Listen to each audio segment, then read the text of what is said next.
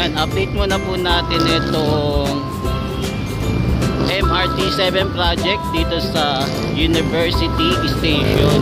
So kamustahin muna natin ito kung ano na po yung latest progress dito sa area.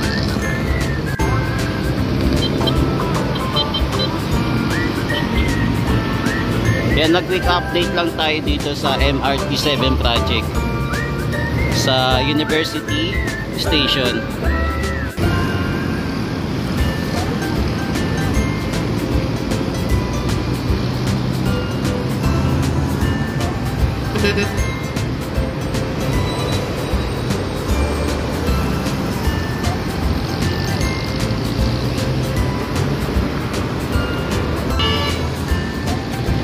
Yan, ngayon po ay Sunday, March 17. Ngayon po ay walang pasok. So wala po tayong mapapansin na trabaho dito sa University Station. Pero mapapansin natin, meron na din pong improvement dito sa area na to. Yan, sana po magtuloy-tuloy na yung progress.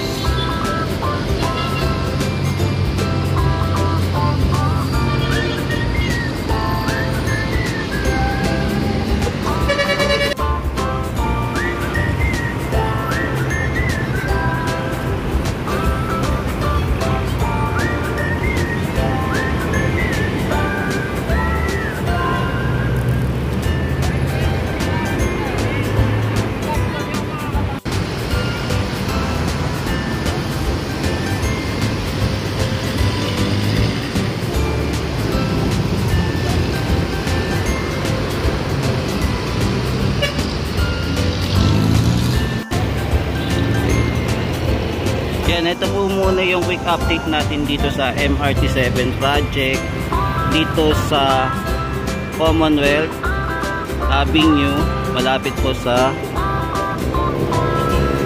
University Road at malapit din po sa Pilcoa. Yan. So ito po yung latest update sa MRT7 project para po sa University Station. Yan, maraming salamat po. Ito po ulit si JR Doria TV.